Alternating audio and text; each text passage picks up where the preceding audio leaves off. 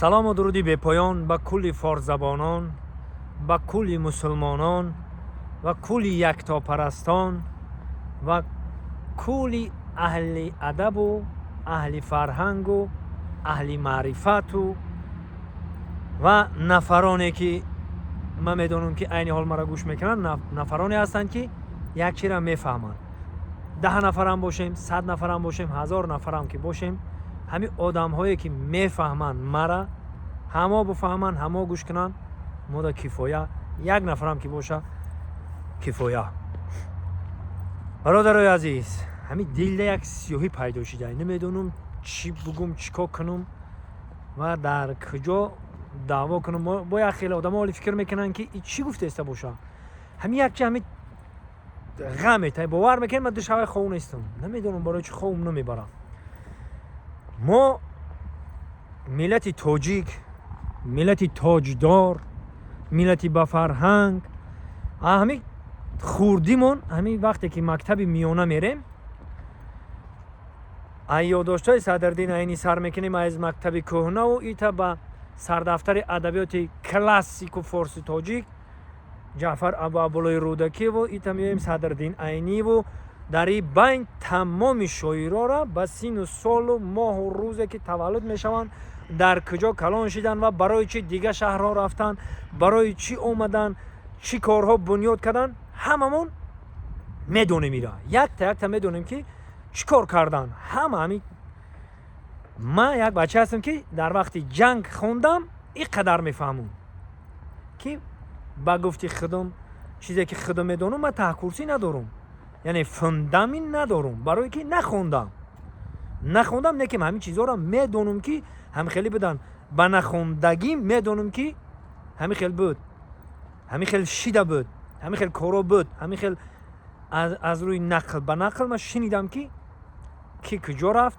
ки куҷо мерафт, ки чӣ мақсад дошт, ҳамаша медонем. дарои ҳамаи шумода ҳамин нафароне ки маро гӯш кардаастен бесаводтаринтон маём, барои чӣ ки нахондам. ҳамат медонем ки ҳамин солҳо ҷангҳои шаҳрвандӣ буд. ҳамин синну соли ман 83, 84, 82, 86 дар ҳақиқат айдами замин, молу ҳол, мурғу чурғ, гову гӯспанд будем. ҳамин хел буд. агар ҳамин корро намекардем, ҳамин мо ай гушнагӣ мемурдем. дар ҳамин солҳои мудҳишу нанговар ма кӯшиш мекардем ки ячира бидонем, ячира бифаҳмем. ҳамин қа ёд гирифтем. 10 рӯз мактаб намерафтем, як рӯз мерафтем. ай таърих ҳам суст будем, ай математика ҳам суст будем, ай забону адабиёт ҳам суст будем. не ке медонистем ки мегуфтанд ки гирд карданду гиромӣ доштанд, то ба санг андар ҳаме биндоштанд, донишан дар дил чароғи равшан аст, ваз ҳама бад бар тани ту ҷавшан аст. ҳамин амёро аз ёд кардагӣ будем ки оянда мода кор меояд. ина дар ҳақиқат ҳамин кор омад. донишан дар дил чароғи равшан аст, ваз ҳама бад бар тани ту ҷавшан аст. ин гапҳоро беҳуда гуфтагӣ набуданд устодои мо ки бихонед, илм бомӯзед. ва бозам бармегардем ба сари ҳамин абуалӣ ибни сино. мо вайро ҳамчун падаркалонмон бугем, бобокалонмон бугем, ё ин ки амак бугем, мо ай кӯдакимон ҳамин хел қабул кардагем ки ҳамин хеш таборои мо ай, мо ҳамватани уем, мо ҳамватани мо ай, хуни мо ай, мо як хунем. аввалаш ки ҳамамон аз бобо ҳаво ба дунё омадаем, аз мома ҳавову бобои одам, мома ҳаво ба дунё омадем. ҳо қабул некем ки бо забонҳо, бо мазҳабҳо, ба динҳо ҷудо шудан. хай иш масъалаи дигар, иш мо фаҳмоишам надорем. иш кору бори ҳамон одамое ки мефаҳманд дар ҳамон мақсад вогузор мекунем. меоем сари масъала форсии дарӣ.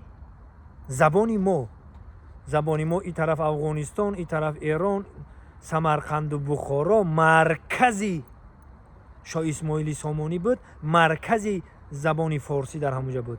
ва баъд дар инҷа баъд биромадан мегуфтанд ки забони тоҷикӣ бидуни лаҳҷаҳош ҳеҷ аст. бо ҳар лаҳҷаҳое дар ҳар минтақа ба ҳар лаҳҷае гап мезананд.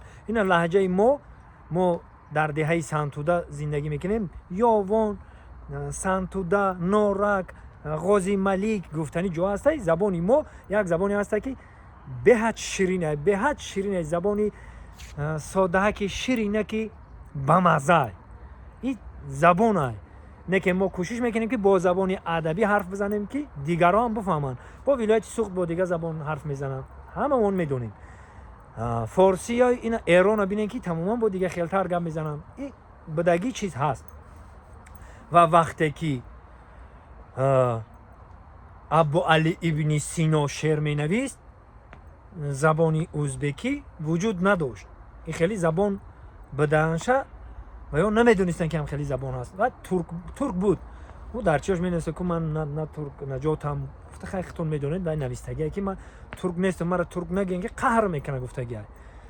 برای چی که من مثال تاجیکم چه خیلی مرا یک ملت دیگه من تاجیک مرا بگن که تو روسی من چه خیلی میشم میگم نه من تاجیکم، من زبان تاجیکی خیلی حرف میزنم. من برای همین گفتم که مرا ترک نگین، من ترک زاده نیستم، من تاجیکم فارسم. مرا برای چی علمم کرده است که ما ای خوبی خودمون ما را استفاده میبرن. باز هم میگه که هر کی نامخت از گذشته روزگار نیز ناموزد ز هیچ آموزگار. چیزی که ای سر خودم گذشته که من همون را میگم. من چیزی که شنیدم اونم خیلی بود نه خیلی شنیدم نه، چیزی که ای سر خودم گذشته همون را میگم. سالایی که کودک بودم زمین میکندم و ارنده میگفتیم خیلی زمین داشتیم، زمینا را جفت میکردیم و گاو و اسب قدی جفت میکردیم. به اون روز گوسپندچرانی جو داشتیم. بعد خش و تبار پدرمون ای طرفای نه یاوان و کویبش و همجا رفتن گفتن که خیلی ما هم گشنه مونده، مقصد همه خیلی شید که نان خوردن نداریم و خیلی که نیم. و پدرم گفت که بیاین خیلی همجا زمین هسته، یک زمین داشتیم گفتن همین زمینه وای میکنیم، همین زمینه بگیرین خیلی کار بفرمونین. گفت اگه هم گپ نیستی چی گپ نه، زمینه بگیرین کار بفرمونین. خب خلاصه گپ بابامون مامامون یک گپ داشتن که موشی بیرونه آماده موشی درونه را سر میکنه. ای خوبی ما میشوه، ای فرهنگ داریم و مدنیت داریم و ای با تمکینی ما میشوه که موشی بیرونه میایه موشی درونه را سر میکنه. این گپ ساده نفهمین. این گپ ایسر همه آدمو گذشتگی که میگن. این ایسر ما که گذشت ما گفته استم. زمین مون دادم خلاصه من کرات کک میگم زمین دادم. آخران اومده فریب کرد مال و حالمون هم گرفتن و می اومدن خبزامونو میبردن. خیلی چیزی که ایسر ما گذشت اینها عین حال ما اومدیم با تنی خمون با مقصد ایدایرو اون طرف گذاشتیم دهه سانتو در رفتیم اون طرف ما روز دست نویروی همودای این ما دیگه نرفتیم اونجا. همه خیلی شید.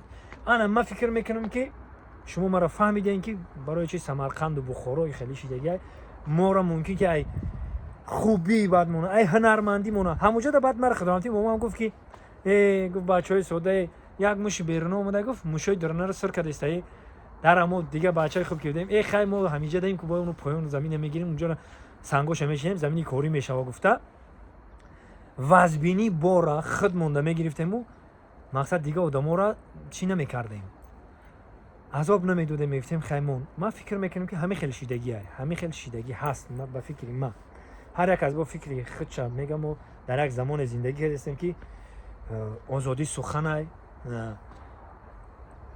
مقصد بین المللی میتونیم که گپ زنیم. خلاصه گپ در آخر گفتنیم که برادران خواهش میکنم ما مردم تاجیک ما مردم پرغرور بیاین غروری موقتی بازی نکنیم، بیاین همین ناموسی موقتی بازی نکنیم، بیاین همین کارهایی که نکنیم که بین دو دولت و دو ملت بگو شو یا که جنگ شو. ما نمیخواهیم نکنیم که بعد که تاجیکی بیاوز نگم. خلاصه گپ همین کارو در کار نیست. همه میدونه که فارس بدن، تاجیک بدن، تاجیک زبان بدن، تاجیک تبار بدن، همه میدونه ایران. همه تمام دنیا اینمی گلوبوس کو تمام دنیا میدونه که همه تاجیکن و تاجیک میمونن. پیچت مهر همش خودتون دیدین که همین خیلی هست. خواهش میکنم با ناموس و با ننگ و با یک شی دست نزنید. زنده و سربلند باشید. زنده بود آدم و آدمگری، نه میلت و نه ملتچگی. زنده بود آدم و آدمگری. خدا نگهبان همه ما و شما. زنده باشید.